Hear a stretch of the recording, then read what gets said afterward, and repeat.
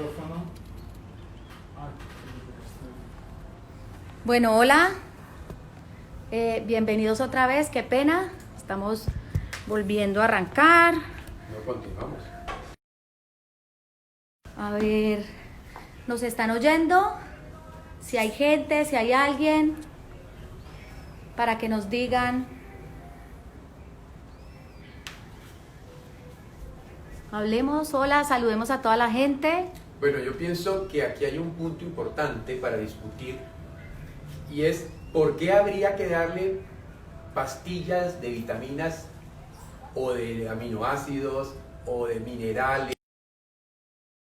La mayoría de la gente dice que para eso está la comida, ¿no es cierto? Claro. Y de hecho, no solamente es la gente, muchos de los profesionales dicen que eso de las vitaminas y de los minerales y de los nutrientes no tiene sentido, porque para eso está la alimentación y que la alimentación normalmente es suficiente para eso. Entonces allí vienen unos puntos que queremos hacerles tener en cuenta o pensar que son precisamente las cosas que hacen la gran diferencia entre el mundo que nos ha tocado a nosotros, el mundo que probablemente le toque a nuestros nietos y lo que fueron nuestros abuelos, bisabuelos y tatarabuelos. Y es precisamente el tremendo cambio que ha sufrido la naturaleza, que hace que hoy día posiblemente estemos consumiendo alimentos desnaturalizados. ¿Por qué? Por todo el procedimiento agroquímico. Pero además de eso, la manipulación y la forma como preparamos y que lo metemos en frío. Es decir, hay demasiada razón por la cual hoy día no es garantía para nadie de que con simplemente la comida pudiéramos lograrlo.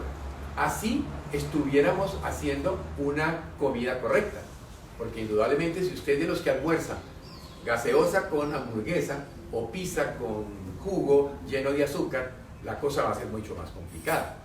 Pero aún siendo una persona que es consciente de la alimentación, podría ser posible de que esté dando correctamente lo que se necesita para nutrirse. Ese es un punto que quiero que discutamos con Katia hoy.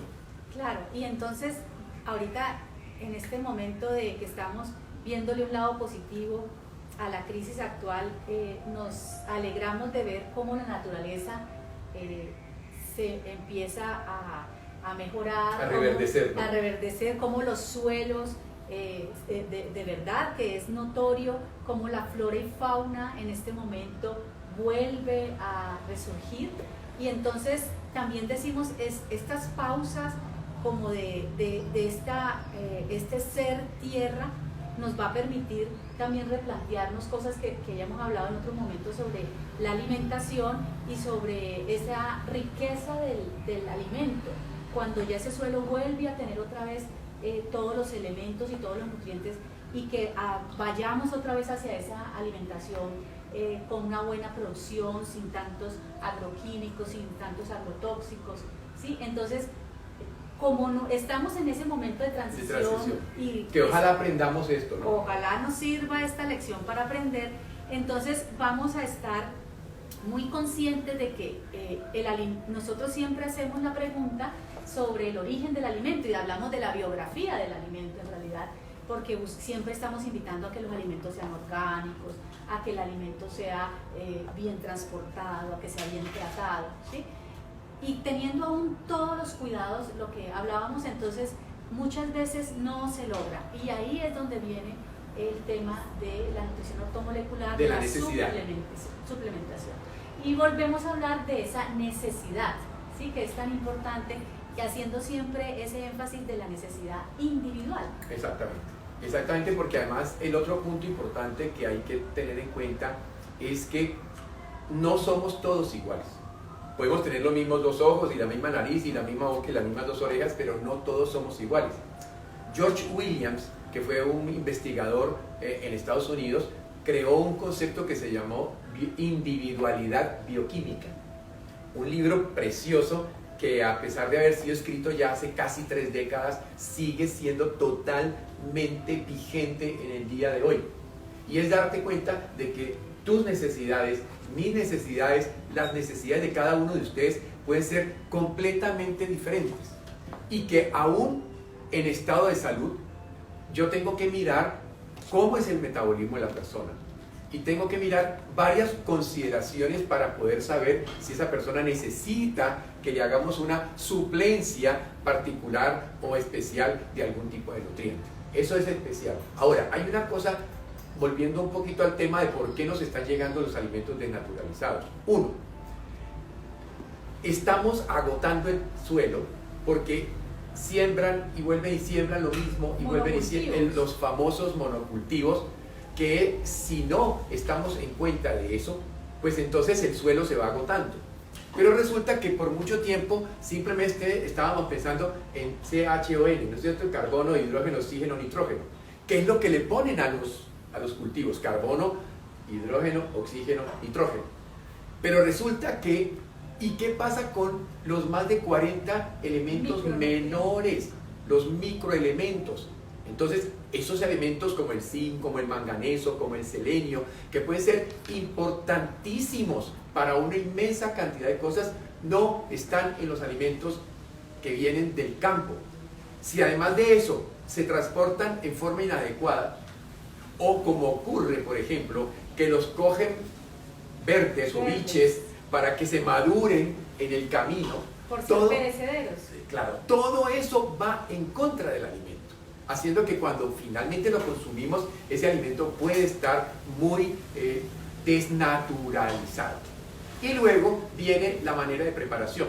Yo, por ejemplo, siempre le digo a los pacientes, mire, si va a hacer una sopa, porque le gusta comer las sopas, listo, ponga en el agua la papa, la yuca, el plátano, eso póngalo desde el principio para que se cocine, porque eso necesita cocinarse, pero no la verdura, pero no las hojas, porque esas básicamente casi que habría que picarlas y ponerlas en el momento de servirlas, para que el efecto del calor, el efecto del hervor y ese tipo de cosas que son las que, entre comillas, dañan las enzimas y dañan mucho los nutrientes, pues estén. Entonces fíjense que hay un problema muy grave. No tenemos educación nutricional como comunidad. Nos han enseñado de golpe en la televisión a cómo preparar platos que sean muy sabrosos, que sean deliciosos, que sean atractivos, llenos de grasas saturadas, llenos de sal, llenos de salsas artificiales, llenos de cremas. Entonces nos fuimos por el lado del gusto, pero se nos olvidó la parte importante de si ese alimento que yo estoy consumiendo es un alimento que es capaz de nutrir mi cuerpo. Entonces partamos de ese primer hecho. Los alimentos están llegando en mala condición, desnaturalizados, manipulados, procesados, o lo peor, que te tomas el jugo de naranja, que lo único de naranja es la foto del tarro, porque lo demás es colorante, saborizante, aditivo y preservante. O te comes el helado de guanábana, que hasta sabe a guanábana y no tiene guanábana. Entonces allí es cuando nos empezamos a preguntar, claro, de golpe cuando éramos niños eso no lo sentíamos, cuando éramos jóvenes no lo sentíamos, pero esa factura de 1, 2, 3 décadas de comer mal hace que entonces ahora, a los 30 o los 40 años, las enfermedades que antes aparecían eran a los 60 o a los 70, ahora las estamos viendo a los 30 y a los 40 años.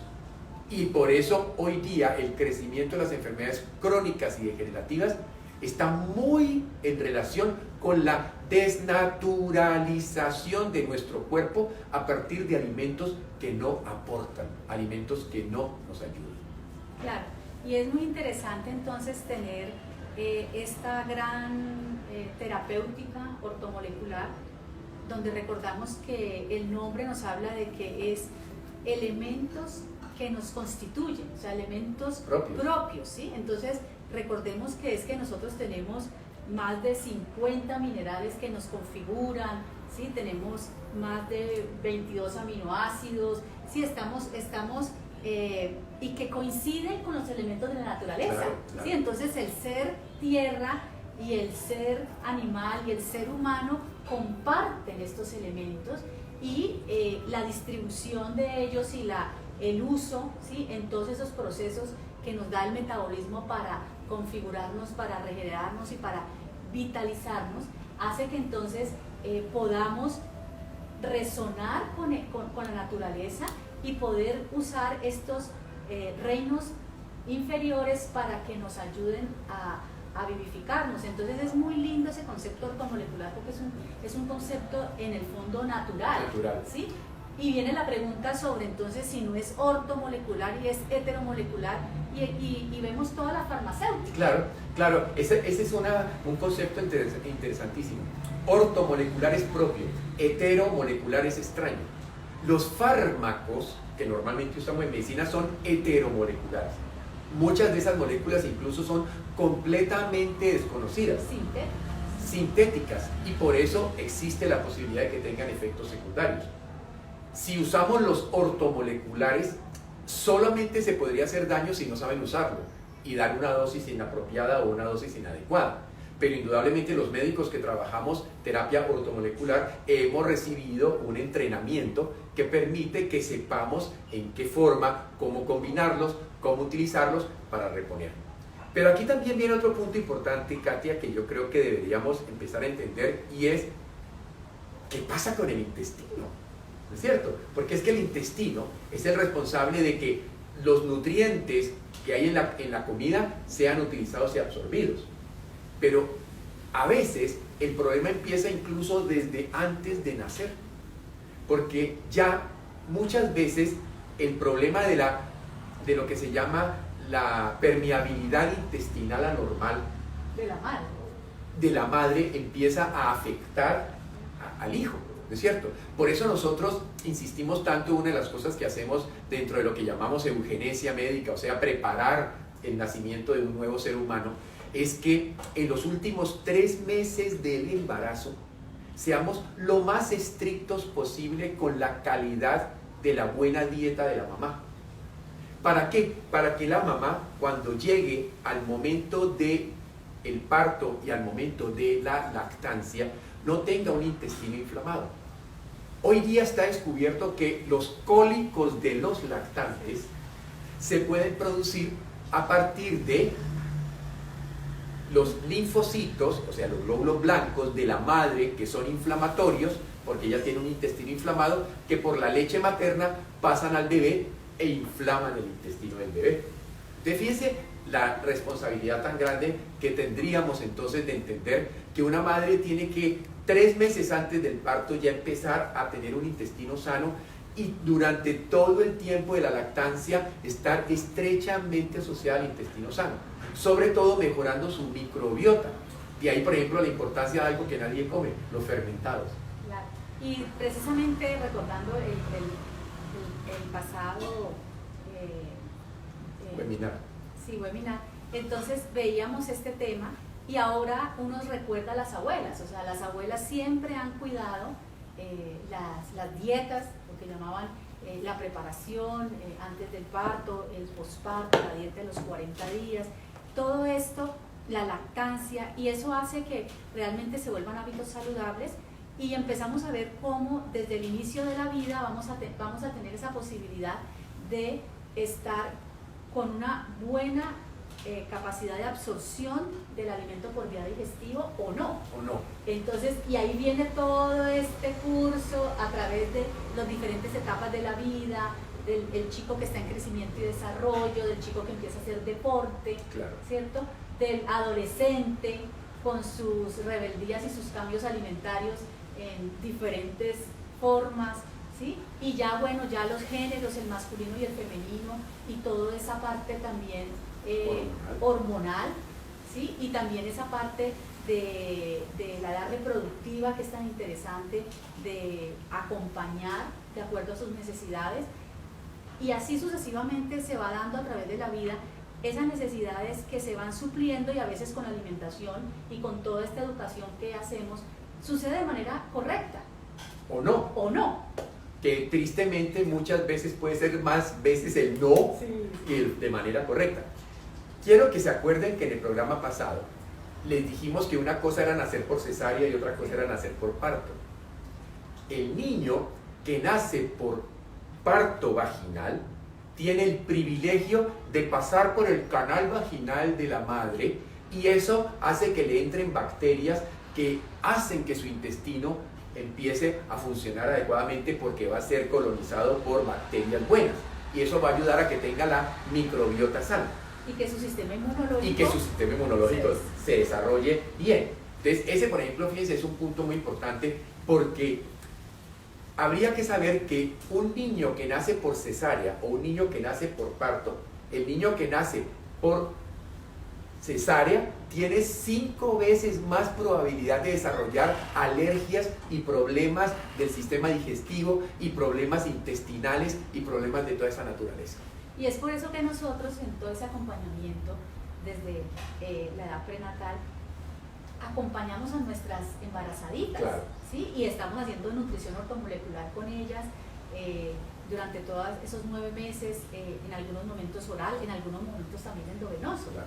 Y realmente uno ve cómo las familias se sienten agradecidas cuando uno hace ese acompañamiento de nutrición ortomolecular. Vamos a explicarle a la gente que hay gente que quiere saber qué es la nutrición ortomolecular. O sea, ya lo habíamos dicho al principio del programa, ortomolecular es moléculas propias. Entonces, cuando yo uso vitaminas, minerales, aminoácidos, ácidos grasos, no son fármacos.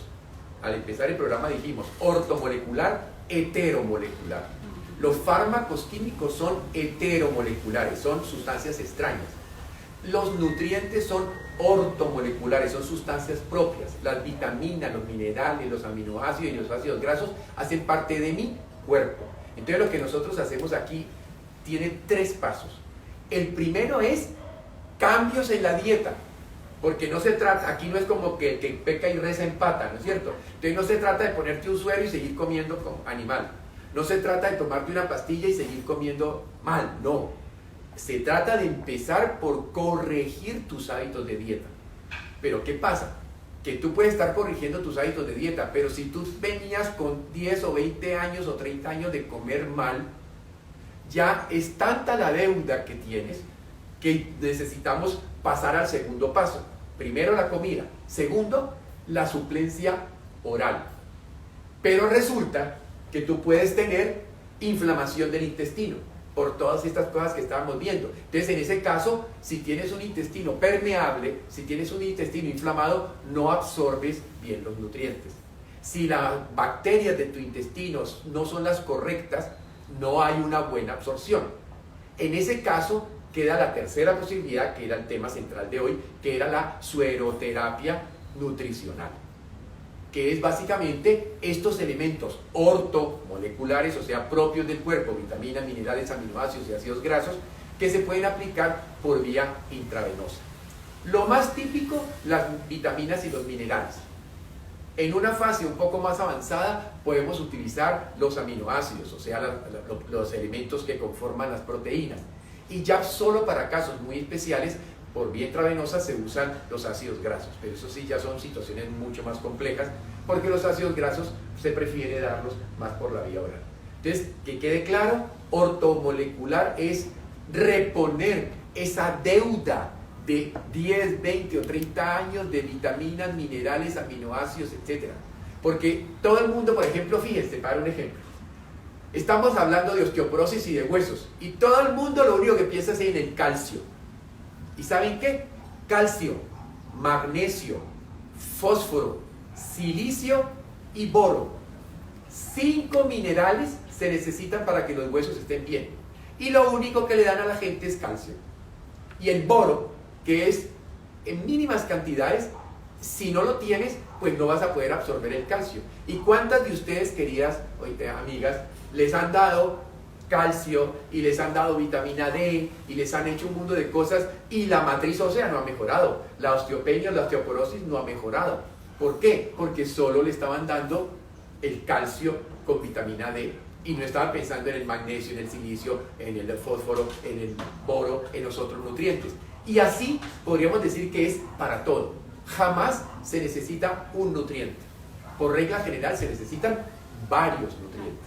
Y por eso es lo que Katia decía, ese es el arte del terapeuta, de que conociendo al paciente, viendo su metabolismo, viendo su constitución, viendo su enfermedad, decida qué necesita ponerle. Claro, y volvemos otra vez al concepto de redes. Es decir, también hay redes bioquímicas, ¿sí? Y vemos, por ejemplo, recordaba un poquito la bioquímica y ver cómo esa correspondencia que hay, que si tenemos 22 aminoácidos, ¿sí? Y vemos ya configurados grandes o pequeñas proteínas, en realidad ellos incluyen muchos aminoácidos para su configuración. Claro, claro. Algunas excepciones, por ejemplo el colágeno incluye pocas, pero como tendencia hay red bioquímica, ¿sí? Y hay red de apoyo de que, por ejemplo, la configuración de una vitamina, como la cianocobalamina, la vitamina B12, entonces requiere el cobalto, ¿sí? La hemoglobina requiere el hierro, y así sucesivamente. Es decir, vamos viendo esa red bioquímica que es un universo maravilloso que nos invita a que nosotros, teniendo todo este despliegue, ¿sí? a nuestras posibilidades de hacer algo individual que permita reponer y que permita también prevenir, porque también, por ejemplo, cuando uno sabe, por ejemplo, deportistas, entonces uno hace una preparación antes de competencia. Y que no es lo mismo un ciclista que un trotador, que un... O sea, cada deporte necesita natación, cada uno puede necesitar distintas suplencias. Claro, y cada individuo en diferentes momentos de su vida. Entonces un individuo que tiene una crisis porque entonces va para una cirugía programada o no, se hace una preparación prequirúrgica y se hace una reposición postquirúrgica, o además si una crisis de estrés, porque el estrés también, entonces ahora nos van a requerir, entonces ahorita estamos en una incertidumbre total en esta época, y entonces sabemos que el estrés gasta un montón de nutrientes, entonces hay épocas de estrés, se acompaña, ¿sí? Hay momentos especiales dentro de las fases hormonales, y al final pues ya la tercera edad, que también hablábamos pues de todos estos requerimientos, y ahí sí que de verdad que sabemos que la capacidad de absorción intestinal por encima de los 65 años es otra. Es otra. Tiende a ser bastante crítica. Ahora, fíjate que tú decías algo que me encantó, porque tú estabas diciendo el estrés. Generalmente cuando uno habla de estrés, la gente está pensando en las emociones. No, el deportista o la gente que hace deporte o que entrena todos los días tiene un tremendo estrés metabólico, ¿no es cierto? Pero también estaría el estrés medioambiental. Fíjate cómo una persona, digamos, bueno, nosotros no tenemos aquí ese problema, pero una persona que vive donde cae nieve y hace tremendo frío, pues necesita mayores niveles de vitamina A durante el invierno para que el pulmón sea capaz de estar bien. Entonces, si sus niveles de vitamina A no están bien, va a ser más fácilmente una neumonía que si sus niveles de vitamina A están correctos. Entonces, fíjate que aquí vienen en la primavera. Y en la primavera. Que llega el polen. Que llega el polen, entonces va a tener grandes necesidades, por ejemplo, de vitamina C para ayudarse a proteger frente al riesgo de la alergia. Entonces, eso es supremamente clave, porque es que no puede ser posible, como hemos hecho en medicina, de crear protocolos, el mismo remedio para todo el planeta, el mismo protocolo, las mismas cosas igualitas para todo el mundo, cuando nadie es igual a nadie, cada ser humano es único. De hecho, cuando se descubrió el genoma y se descubrió una cosa hermosísima que se llaman los polimorfismos genéticos, allí quedó absolutamente demostrado que cada ser humano es distinto y que por eso tenemos 3 posibilidades para saber cuáles son las necesidades del paciente. Una primera posibilidad de la que ya hemos hablado y nunca me aburriré de hablar es el NutriTest. En el NutriTest, ¿qué hacemos? Y cualquiera de ustedes lo puede hacer, así que viva en Canadá o que esté en cualquier parte. Durante 3 días le toma fotografías a todo lo que come, a todo lo que bebe, a todo lo que ingiere. Eso sí, por ejemplo, si va a desayunar, entonces, y se prepara unos huevos, nos dice 2 huevos que le puse aceitico de oliva y le puse tocineta o le puse lo que sea, para que de esa manera el programa, claro, con esa descripción el programa del computador va a ser bien cargado y automáticamente nos reporta. Y entonces vamos a ver que está deficiente en zinc, que está no se imaginan el omega 3. Llevamos meses haciendo NutriTest que me sorprende demasiado, me preocupa demasiado los bajos niveles del omega 3 de la gente. Pero claro, ¿cuántos de ustedes comen realmente pescado 2 veces a la semana? Muy poco, ¿no es cierto? Y si usted no está comiendo pescado 2 veces a la semana, y no pescado blanco, pescado rojo, como la trucha, como el salmón, como el atún, posiblemente está deficiente de omega 3. Si todo lo que usted come son productos refinados, entonces va a estar deficiente de los minerales básicos como el selenio, el manganeso, el cromo, cosas de estas. Entonces, el primer método que hacemos es este, que es el NutriTest, que es el más sencillo, porque nos permite hacer el primer paso. ¿Cómo te ajusto la dieta? Porque entonces yo necesito que tú hagas los cambios. Entonces por eso yo le digo al paciente, 3 o 4 días me va a tomar las fotos de todo lo que beba, de todo lo que coma, etcétera, para yo saber cómo es que usted se está alimentando y darme cuenta cuáles los déficits que viene arrastrando desde hace rato.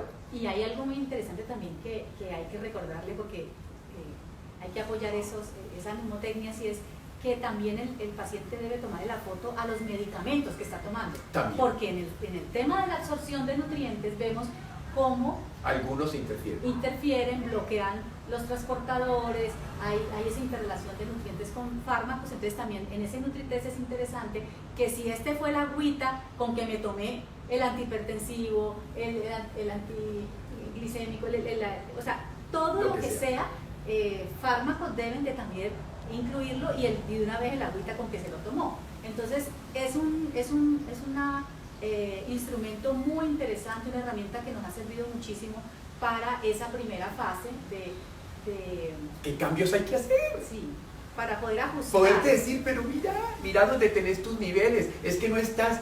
En estos días me encontraba una paciente y yo le decía, no es que no estás baja, no estás deficiente, es que no hay, el sistema no me marca y me pone un warning, me pone ahí en rojo, está ausente, o sea, su alimentación no tiene ese nutriente. Claro, y ahí entra ese concepto de carencia, y de subcarencia también. Claro, porque hay deficiencia y carencia, sí. ¿Es cierto? Entonces, ese es un punto también muy importante.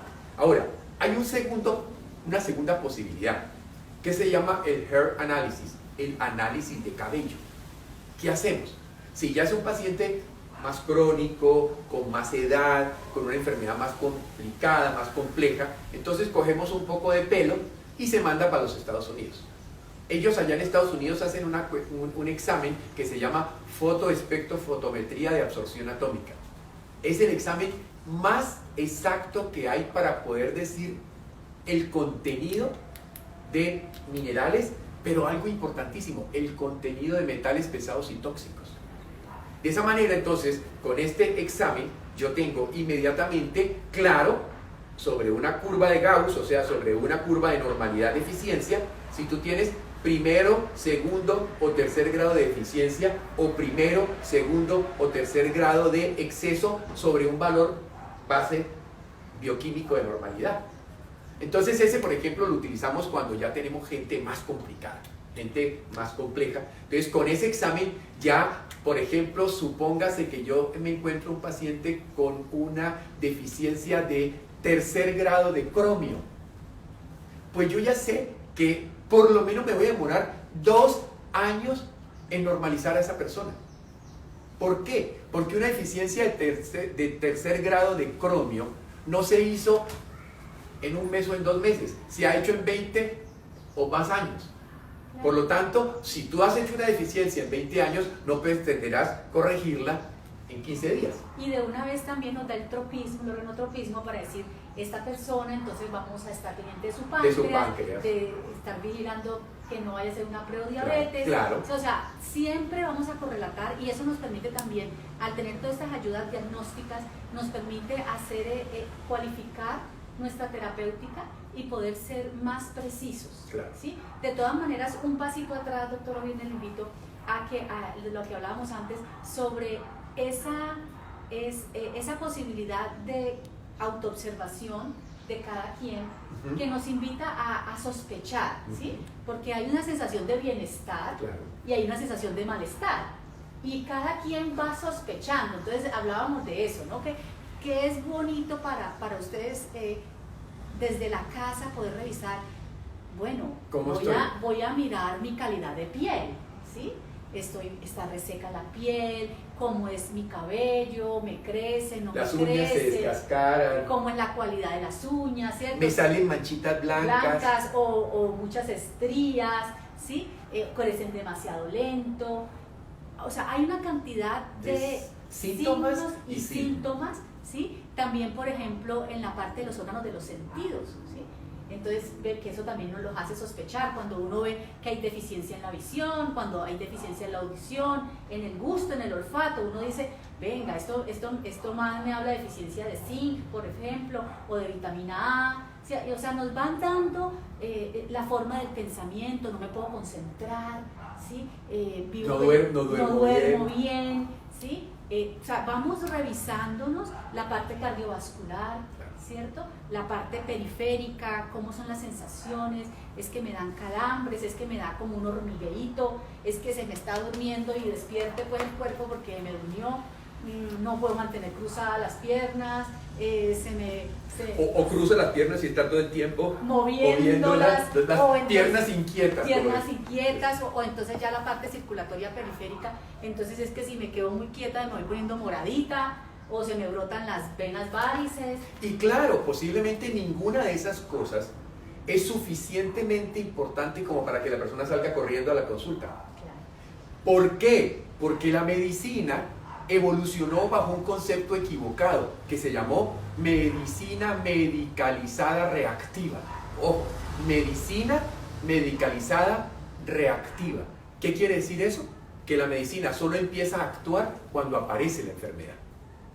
Si tú no tienes ningún síntoma o simplemente las uñas se te están descascarando o cosas por el estilo como hemos nombrado, pues no vas a consultar por eso a menos de que seas una persona que realmente estás tomando conciencia de tu propia realidad. Pero por regla general, hemos estado en una medicina que cambió en 1910 cuando el informe Flexner, para que busquen informe Flexner de los norteamericanos, abandonó el concepto hipocrático de la prevención y nos movió a la medicalización. ¿Y qué era lo que había detrás de la medicalización? Pues la industria farmacéutica. Entonces los médicos perdimos el camino de ser los que educamos al paciente, los que acompañamos al paciente en su camino hacia la salud, para simplemente convertirnos en formuladores de remedios que tristemente no curan nada. Ningún antihipertensivo cura la hipertensión.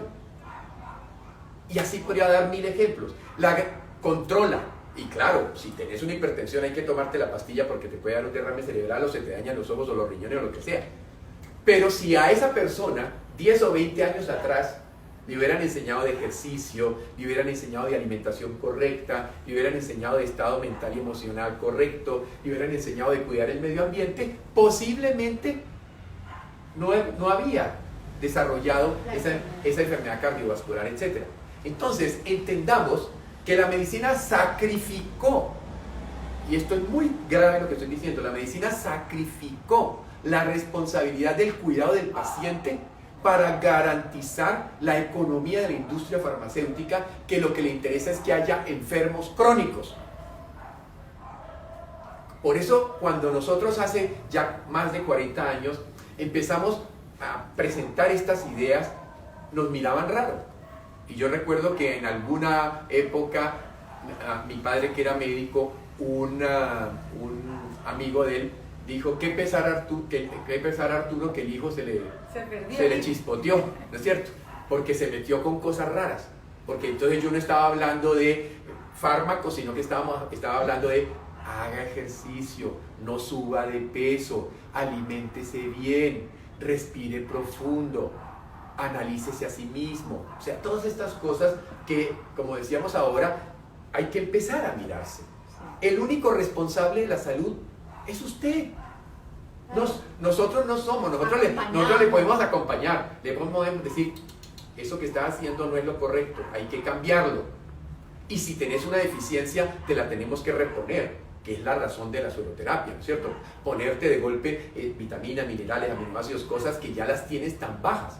Porque me faltó hablar del tercer examen que podemos hacer. Pero para terminar, para que lleguemos a ese tercero. Claro. Y es que en esa autoobservación, ¿cierto?, chequeamos la parte digestiva. Claro. Y entonces en esa parte digestiva, ¿sí?, cuando resulta que va aumentando la lista de intolerancia. Entonces, cuando yo tenía 15 años era intolerante a 2, productos, pero ahorita todo. a todo. Hay gente que dice, doctor, es que hasta el agua me cae mal. Entonces, así lo dice. Sí, la intolerancia. Doctor, es que hasta el agua me cae mal. Las intolerancias van aumentando, la gente entonces habla de los malestares, del reflujo, del ardor de la gastritis, de la distensión abdominal, de los gases, de las deposiciones o muy duras o diarreicas, o sea, esas alternancias. Todo eso ya nos va a inclinar la balanza para ese tercer aspecto.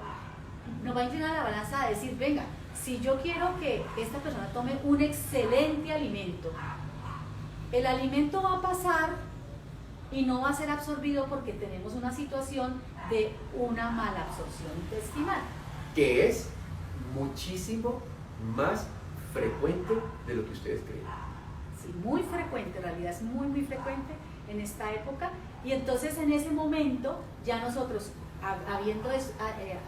habiendo pedido que la persona se autoevalúe, realmente entre más pronto la persona se dé cuenta que ahí hay que intervenir, que hay que hacer algo, ¿sí? Entonces ya podemos acompañarlo para que, basándonos ya en el fino detalle de lo que nos dan estos exámenes que con ellos contamos y que nos ayudan bastantísimo, podemos entonces ahora inclinar la balanza sobre qué tipo de suplementación hacemos. ¿La hacemos oral o la hacemos endovenosa? Dependiendo de cada persona. De cada persona. Y hay veces que uno hace ese impulso en el cual sabe uno que haciendo una primera fase de sueroterapia de nutrición ortomolecular endovenosa, rápidamente podemos solventar la malabsorción intestinal.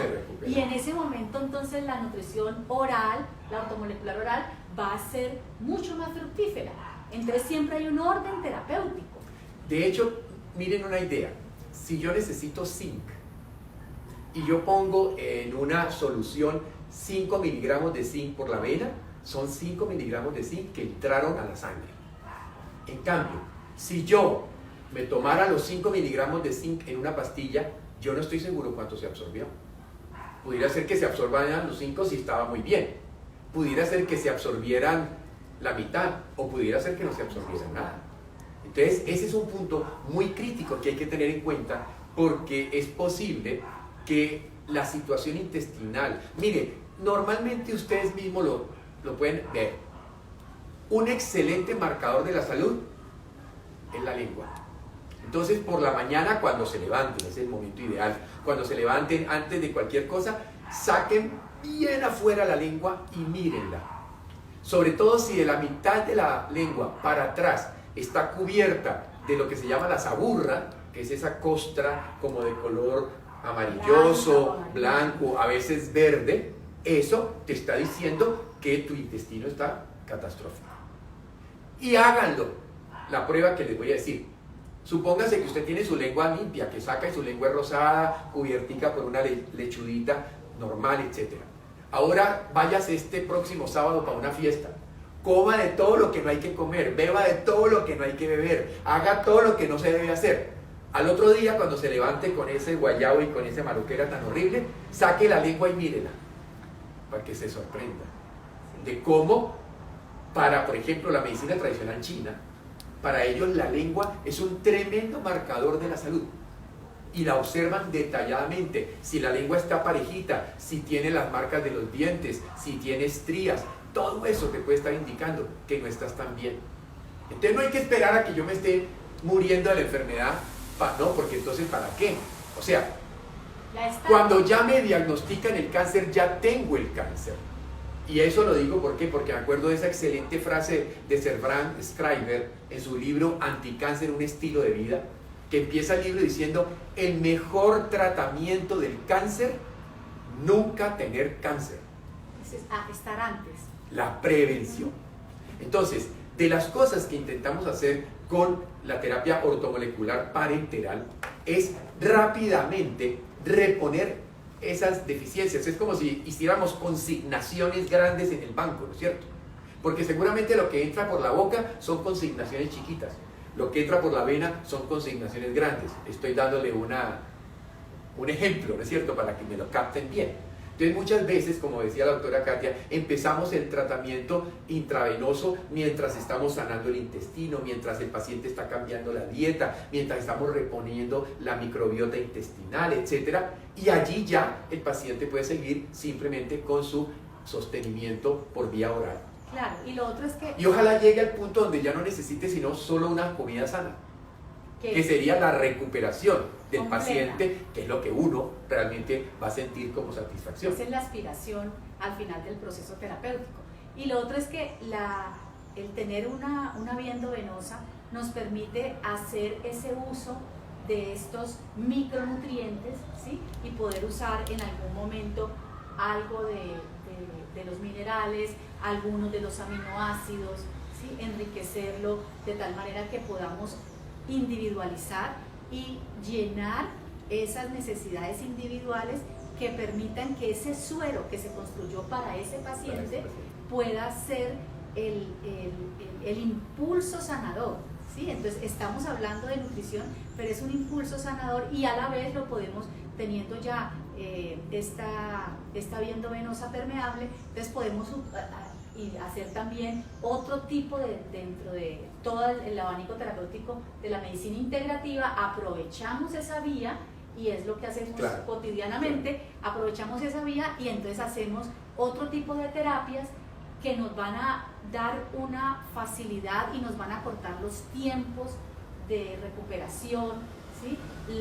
Los pacientes, por ejemplo, llevamos 30 años más, los pacientes realmente se sienten tan revitalizados, se sienten tan agradecidos cuando han recibido rítmicamente los sueros 2 veces a la semana, a veces diario, a veces interdiario, a veces mensual, cada ritmo tan individual.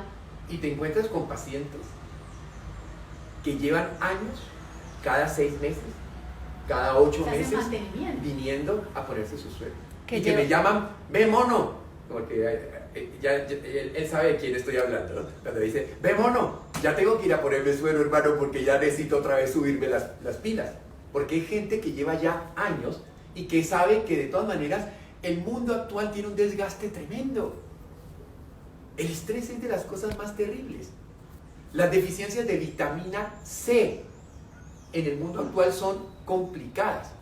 Pero como nos crearon esa idea equivocada de que con 200 o 300 miligramos de vitamina C ya uno tenía, posiblemente 200 o 300 miligramos de vitamina C puede ser la cantidad de vitamina C que te permite que no hagas el escorbuto, que es la enfermedad por deficiencia de vitamina C. Pero eso no quiere decir que es la dosis óptima que tú hoy necesitas cuando estás pasando por una condición especial. Por ejemplo, una infección. Y les voy a poner, o les voy a dar el ejemplo clave de lo que puede ocurrir aquí. Por ejemplo, una infección, ¿qué pasa? Imagínense que todos nosotros tenemos 6.000, 7.000 glóbulos blancos por milímetro cúbico de sangre. Ok. Ahora, los glóbulos blancos para poder actuar necesitan vitamina C. Entonces, entra un virus o entra una bacteria. ¿Y qué hace el cuerpo? Pues saca un mundo de glóbulos blancos. Entonces ya no vas a tener 5.000 o 7.000, vas a tener 10.000, vas a tener 15.000, vas a tener 20.000. Si estás en una sepsis vas a tener niveles muy altos. Entonces, ¿qué ocurre? Que automáticamente esos glóbulos blancos empiezan a consumir y a consumir, a consumir, a consumir y a gastar la reserva de vitamina C.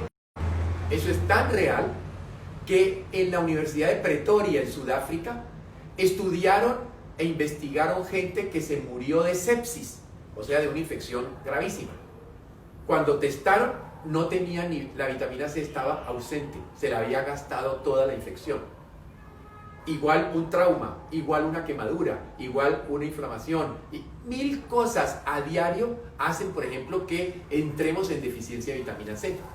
Pero lo que nadie sabe es que uno de los órganos que consume y gasta vitamina C exageradamente son las glándulas suprarrenales. ¿Y cuando las glándulas suprarrenales se disparan? Cuando estás en estrés.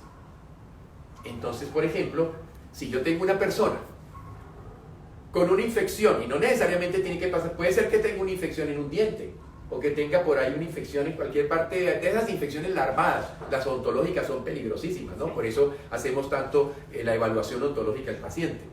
Además de la infección odontológica que tiene, resulta que está pasando por una situación de estrés, pero además tiene que tener muchísimo trabajo intelectual por su profesión o su oficio. Esos tres, los glóbulos blancos, las suprarrenales y el cerebro, se pueden consumir la totalidad de la vitamina C. Entonces la piel se te empieza a poner de mala calidad, las uñas y todo lo que implique la necesidad de formación de colágeno empieza a dañarse simplemente porque no tiene suficientes niveles de vitamina C. Claro, y también en ese sentido, que es muy interesante, ahorita que menciona lo del colágeno, cuando tenemos estos aminoácidos y tenemos estos 3 o 4 que son los que más configuran el colágeno, ¿sí? Sí. Como la lisina, como la treonina. Entonces, cuando tenemos ya la posibilidad de darle al cuerpo Materia prima para que configure su colágeno. Claro. Sí, también en algún momento podrá pasar a vía oral y tomar el colágeno, El colágeno hidrolizado, que ha sido, pues, facilita su absorción, pero dar ese impulso estructural, ¿sí? Dar esa capacidad ahora de tener los elementos básicos, claro, para que el cuerpo realmente se pueda rearmar. Le dan los aminoácidos básicos y la vitamina C. Correcto. Y con eso él tiene cómo hacer su propio pastel, por así decirlo. Por ejemplo, en el que estábamos con el tema de esa disfunción intestinal, entonces ya sabemos que también las vitaminas del complejo B no se van a producir, que no se va a absorber suficientemente el zinc, que tiene que ver con todos los epitelios, claro, con esa capacidad de regenerar piel y mucosas. Entonces uno va viendo cómo realmente también son multideficiencias, ¿sí? Y en esas multideficiencias, ahí la sueroterapia nos permite volver a tomar como un artista, ¿sí? Por eso es el arte de curar, como el artista que va tomando diferentes colores para armar ese suero individual con cada elemento mineral, exacto, de vitamina, de aminoácido, que nos permita entonces tener esa direccionalidad para dar esos elementos que van a recobrar la salud de ese paciente. Y con una garantía, si lo estamos poniendo por la vena, está seguro. Si lo mandas solamente por la boca, depende de cómo está tu intestino. Hay incertidumbre. Hay incertidumbre. Bueno, yo creo que ya nos faltan unos pocos minutos. No sé si hay alguna persona que quiera hacer alguna pregunta a los doctores. Y mientras que la gente empieza a hacer alguna preguntita, yo les quiero recordar que tenemos en este momento telemedicina, que pueden comunicarse con nosotros, que nos pueden visitar en nuestra página y en nuestras redes, revisar nuestros tips saludables, que pueden volver a revisar los programas anteriores y que además se pueden hacer los exámenes desde su casa, que las terapias y el sueroterapia las estamos llevando hasta su casa. Entonces los invito a todos a que se comuniquen con nosotros y que puedan acceder a todo esto que nosotros le podemos brindar a nuestros pacientes. Claro, claro. Ese es un aspecto absolutamente importante. Y el último detallito que quedó por contar es un tercero o cuarto examen que tenemos ya y que es casi muy poca gente lo está teniendo, que es los exámenes de ADN. O sea, podemos hacer exámenes genéticos. La nutrigenómica, así se llama, nutrigenómica. ¿Se acuerdan que se les había dicho que cuando se descubrieron los polimorfismos, que eran los arreglos especiales del ADN, podíamos decir la individualidad de cada persona? Pues, ¿qué se ha sabido?